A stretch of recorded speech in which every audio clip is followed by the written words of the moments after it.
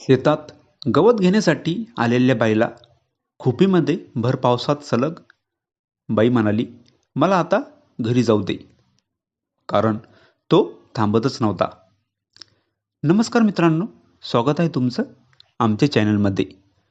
तुम्ही जर अजून आमचं चॅनल सबस्क्राईब केलं नसेल तर प्लीज चॅनलला सबस्क्राईब नक्की करा. सिरीजचं लग्न जमलं होतं, पण काही कारणाने त्याचं लग्न मोडलं. तेव्हापासून तो खूप उदास राहत होता.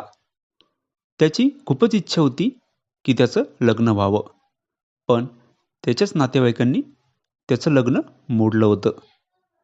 नवरीकडच्या लोकांना सांगितलं की मुलगा तर काहीच करत नाही, काम वगैरे फक्त फिरत असतो आणि त्याला थोडंफार व्यसन पण आहे, असं सिरीजच्या नातेवाईकामधल्या एकाने नवरीकडच्यांना सांगितलं होतं. तेव्हा त्यांनी लग्नाला नकार दिला. लग्न मोडल्यापासून शिरीष आता त्याच्या शेतात जात होता आणि तिथे उदास बसत होता. पावसाचे दिवस सुरू झाले होते. शिरीषच्या शेतात एक कुपी होती. तो तिथेच दिवसभर बसत होता.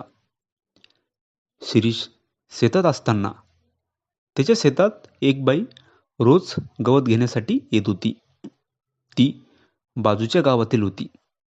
तिला बघून शिरीष तिच्याजवळ गेला आणि तिला म्हणाला, तुम्ही रोज पण माझ्याच शेतात का येता गवत घेण्यासाठी?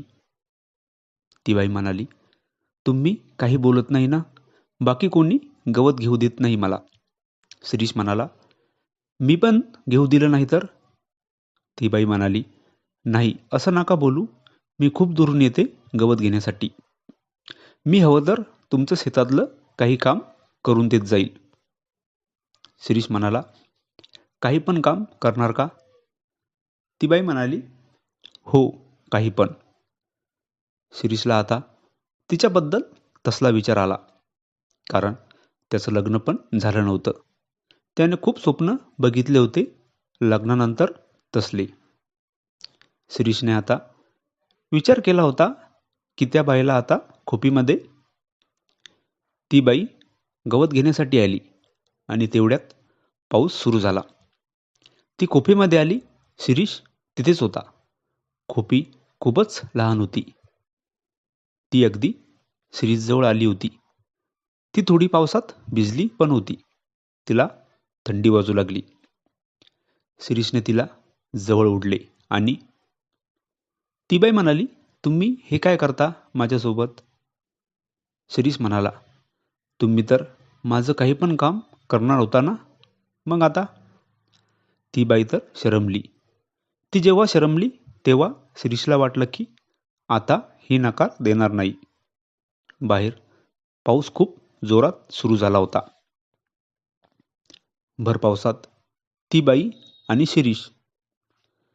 शिरीषने तर सलग तिला ती बाई तर आता शिरीषला म्हणाली, मला आता घरी जायचं आहे. कारण शिरीष तर थांबतच नव्हता. भर पावसात ती बाई शिरीषला सोडून तिच्या घरी गेली आणि परत कधी गवत घेण्यासाठी शिरीषच्या शेतात आलीच नाही. ही कथा पूर्णपणे काल्पनिक असून वास्तविक जीवनाशी काहीही संबंध नाही. ही कथा फक्त मनोरंजनासाठी आहे. मित्रांनो, कथा आवडल्यास चॅनलला सबस्क्राईब करा. धन्यवाद.